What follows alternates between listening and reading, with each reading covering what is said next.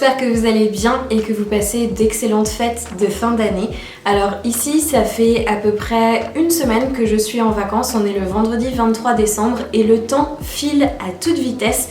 Mais aujourd'hui, j'avais envie, avec le peu de lumière qu'il y a dehors, de prendre la caméra pour vous montrer 2-3 choses qui sont arrivées à la maison et aussi pour vous embarquer pour mes projets du reste de la journée. Alors je vais commencer tout de suite avec ce super joli pins que j'ai reçu qui est un cadeau d'une collègue parce que au collège on a fait un Secret Santa et donc j'avais une collègue que j'apprécie énormément qui a tiré mon nom et qui sait que j'adore les plantes et qui m'a offert ce très joli pins Pilea. Et je ne pouvais pas résister à l'envie de vous le montrer tellement il est adorable et je pense que je vais l'accrocher sur mon sac à dos de course, ce sera vraiment hyper joli puisque mon sac à dos est couleur un petit peu brique donc ça ressortira vraiment bien dessus et j'adore, je le trouve vraiment absolument adorable. J'ai aussi 2 petites nouvelles qui sont arrivées à la maison. Alors la première c'est celle-ci, ce petit ficus elastica qui est en fait ma plante anniversaire de chez Truffaut. Voilà, j'ai été chez Truffaut parce que j'ai voulu acheter des pots en plastique pour faire du rempotage, je vais vous en parler dans une minute. Et quand je suis arrivée à la caisse, la vendeuse m'a dit « Ah, c'est votre anniversaire, vous avez votre plante anniversaire, il faut choisir ».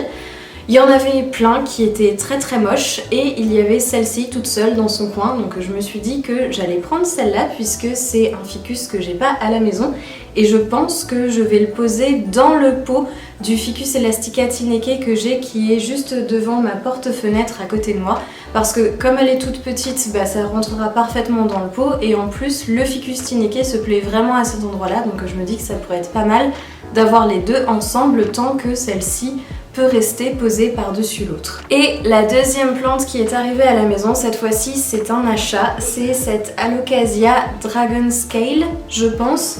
Je ne sais pas, c'est pas marqué dessus, je sais pas quelle Alocasia c'est, je pense que c'est la Dragon Scale, dites-moi si jamais je me trompe, n'hésitez pas.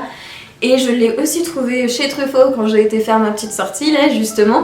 Et en fait elle était dans un espèce d'énorme rack où toutes les plantes étaient absolument pas chères et j'ai payé 7,50€ pour le pot. Alors que d'habitude je les vois jamais en dessous d'une quinzaine d'euros donc j'ai complètement craqué, je suis rentrée avec. Maintenant, la question que je me pose c'est est-ce que je la rempote ou pas parce que chez moi les alocasias ont tendance à faire un petit peu la tête. Là j'en ai 2 en ce moment qui ont toutes les deux qu'une seule feuille. Donc je me tâte un peu, je me dis est-ce que je la passe en hydroculture ou pas avec les 2 autres d'ailleurs et si c'est le cas est-ce que je fais ça maintenant ou est-ce que j'attends le printemps.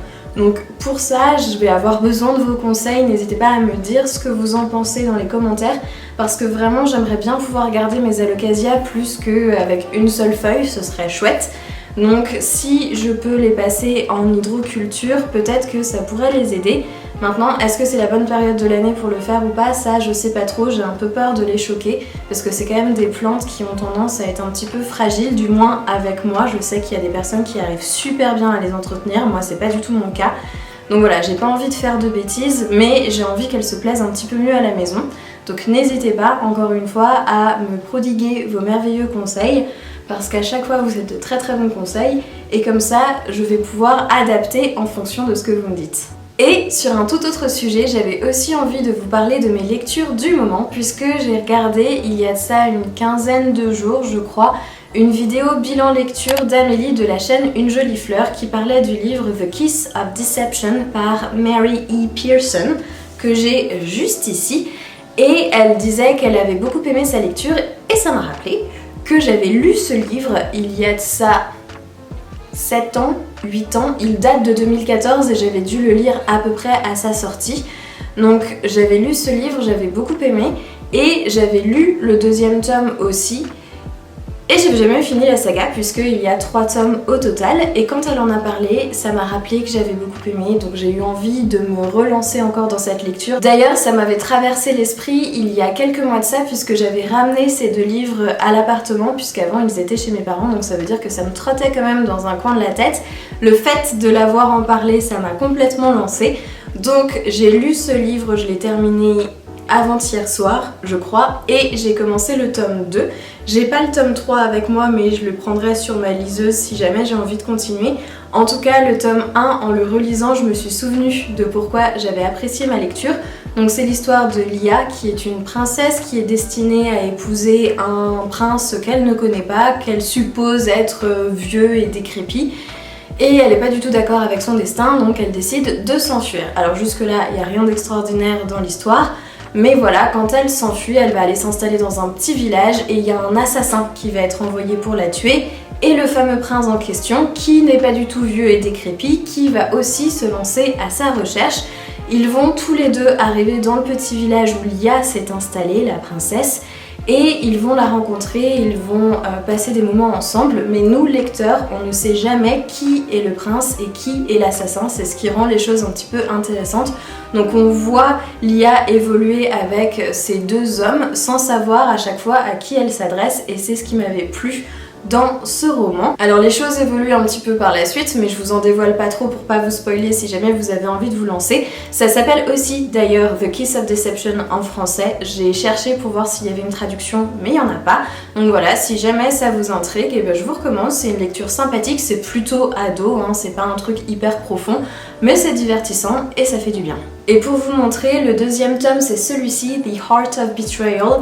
Je l'ai commencé hier soir et j'en suis à la page 83, donc ça se lit vraiment très très vite. Pour le moment je suis un petit peu moins engagée dans l'histoire de celui-ci, mais je pense que ça va s'accélérer par la suite, donc j'ai hâte de poursuivre ma lecture parce que je m'en souviens absolument pas, vraiment mais pas du tout. Je me souvenais de quasi rien de l'histoire, donc je suis très très contente de les recommencer. Et puis après, comme je le disais, je pense que j'attaquerai avec le tome 3. Pendant que je suis installée et que la caméra est allumée, j'avais aussi envie de vous parler du fait que ces dernières semaines, j'avais été un petit peu moins attentive, on va dire, envers mes plantes et que je les avais un peu délaissées. Ça me fait toujours ça. Au moment où l'hiver arrive, où les jours raccourcissent, j'ai l'impression d'avoir moins le temps de faire les choses. J'ai moins envie de m'occuper de mes plantes aussi parce que elles rentrent un petit peu en dormance et tout. Et donc vous l'aurez vu au début de cette vidéo, j'ai filmé la semaine dernière quelques clips où j'ai commencé à couper les feuilles qui étaient en train de mourir. Alors rien de dramatique, hein, à chaque fois c'est une ou deux feuilles par plante, donc c'est pas très grave. Quand les jours raccourcissent justement, qu'il fait un petit peu plus frais, c'est normal que les plantes perdent des feuilles. Mais j'ai pas été trop au taquet sur les arrosages, donc pas bien du tout. Ce qui fait que cette semaine j'ai fait une grosse session de rattrapage des arrosages. Et j'ai aussi encore et toujours des boutures que je n'ai pas rempotées. Donc cet après-midi j'avais envie de m'occuper de ça. Donc j'ai des boutures de Rhaphidophora tetrasperma qui sont en eau depuis je ne sais combien de temps et dont les feuilles commencent à faire grise mine tellement je ne m'en occupe pas du tout, que j'ai envie de mettre en hydroculture. J'ai aussi une calathea qui commence sérieusement à faire la tête. Alors celle-là, à chaque fois quand l'hiver arrive, la calathea orbifolia chez moi, elle perd toutes ses feuilles.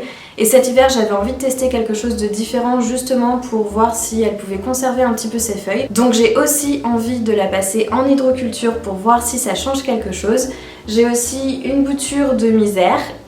Alors, ma sœur chérie, tu vas regarder cette vidéo et tu vas te dire que je m'occupe pas du tout bien des boutures que tu m'as passées. Et c'est vrai, puisque ma sœurette m'a passé plusieurs boutures de misère que j'avais rempotées qui allaient très très bien. Et j'ai un petit peu oublié de les arroser sur plusieurs semaines ces derniers temps. Donc la plante y est restée concrètement, mais juste avant que tout ça se passe, j'avais coupé une tige que j'avais mise en eau pour qu'elle racine.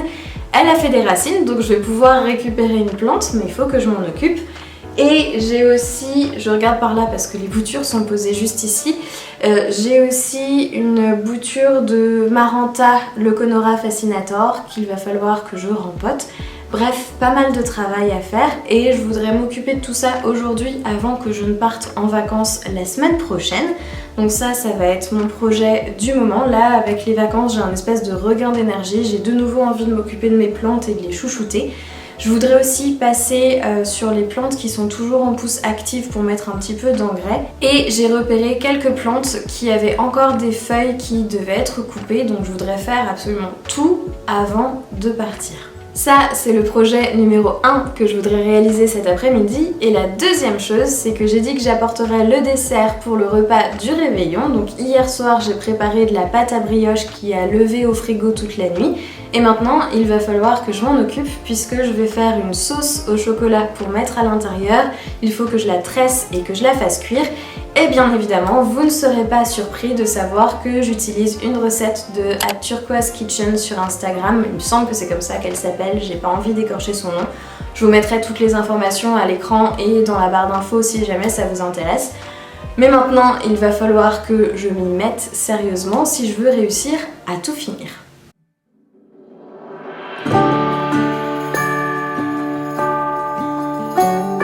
Je commence par la session rempotage. J'ai à côté de moi mes boutures de Rhaphidophora tetrasperma qui ont des racines absolument gigantesques. Et j'ai aussi nettoyé les racines de mon Calathea orbifolia qui est juste ici. Donc j'ai enlevé le maximum de terreau, je viens juste de les passer sous l'eau. Il reste un petit peu de terre sur certaines racines mais c'est pas très grave. Et maintenant il faut que je rempote tout ça dans du pon. J'ai lavé mon lechuza pon qui est juste ici dans la passoire. Je vais en mettre un petit peu dans le fond de mes pots transparents Hello qui ont des tout petits trous. Et puis ensuite je vais mettre mes plantes à l'intérieur, je vais combler les trous avec le lechuza, je vais verser de l'eau par dessus et ce sera fini, on n'en parle plus. Donc je me mets à faire ça maintenant et ensuite je m'occupe des autres boutures qui doivent aussi être rempotées.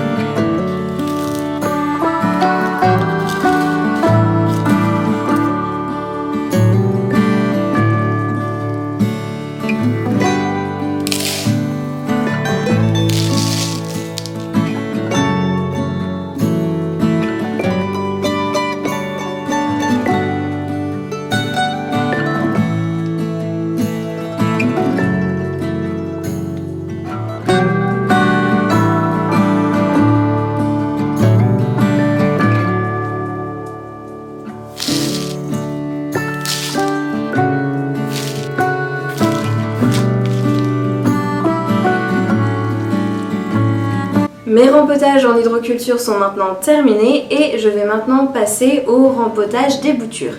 Alors pour le rempotage de la Maranta, ça va être très simple, je vais simplement repiquer la bouture dans le petit pot que j'ai devant moi où j'en ai déjà une de Maranta qui est plantée. Comme ça permettra d'étoffer un petit peu la plante. Pour la bouture de misère, je vais quant à elle la rempoter dans ce petit pot en terre cuite. Alors c'est pas l'idéal mais j'avais plus que ça, j'avais plus de pots en plastique suffisamment grands, ils étaient encore bien plus petits que ça les pots en plastique qui me restaient, ou beaucoup trop grands. Donc pour le moment elle sera là-dedans et il faudra que je me charge de la rempoter ailleurs mais seulement quand le printemps sera arrivé. Donc je vais planter ça là-dedans et j'ai ici un nœud où il n'y a pas de feuilles donc je vais couper juste avant le nœud et je vais faire raciner la deuxième partie de la tige, comme ça me permettra d'avoir deux plants de misère dans ce petit pot là, ce sera quand même un petit peu plus joli et avec un peu de chance je réussirai à récupérer une plante plus ou moins étoffée d'ici quelques mois. Voilà, donc maintenant plus qu'à s'y mettre.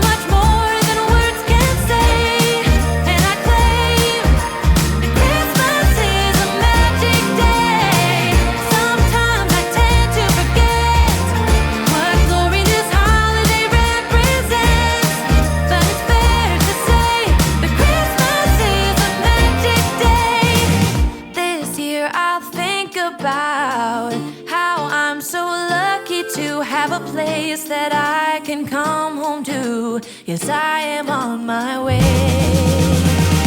We'll put our differences aside and just enjoy this moment of peace and love and happiness. We come together to celebrate. Yes, every time the snow is falling down and it is cold outside, we gather around the fireplace and no one cares about yesterday. My favorite holiday, it means so much more than words can say. And I claim that Christmas is a magic day. Sometimes I tend to forget what glory. On est aujourd'hui le samedi 24 décembre et je prends 2 minutes pour papoter avec vous juste avant qu'on prenne la route pour rejoindre nos familles. Alors vous l'aurez vu, j'ai terminé de faire la brioche hier soir, elle a d'ailleurs bien gonflé. J'avais un tout petit peu peur qu'elle ne tienne pas dans le four en gonflant, mais finalement ça l'a fait, donc c'était vraiment parfait. Le résultat visuel est au top, donc j'espère maintenant que le goût sera aussi au rendez-vous. En tout cas, comme toujours, les recettes de la Turquoise Kitchen sont vraiment géniales. Hier soir, j'ai aussi terminé de faire une petite broderie qui est un cadeau de Noël que j'offre ce soir, mise dernière minute en action, et il s'agit de ce petit corgi tout mignon qui est tiré des carnets d'hiver de Marion Romain dont je vous ai parlé je ne sais combien de fois sur cette chaîne. J'ai fait pas mal de broderies d'ailleurs que j'ai offert ces derniers temps, donc c'est vraiment top, c'est un achat qui a été rentabilisé et les motifs sont super simples à broder, donc vraiment c'est super pour faire des petits cadeaux comme cela. Maintenant il ne me reste plus qu'à l'emballer. Comme la personne reçoit son cadeau ce soir, c'est très bien, elle ne verra la vidéo que demain ou après-demain, donc c'est parfait. En tout cas, je voulais vous remercier d'avoir regardé cette vidéo. J'espère que vous passez de très bonnes fêtes de fin d'année, peu importe où vous les fêtez et avec qui, que vous passez de très très bons moments. Je vous remercie encore une fois d'être là. J'espère que vous avez apprécié cette vidéo. Comme toujours, moi j'ai passé un très bon moment avec vous et je vous dis à très très vite.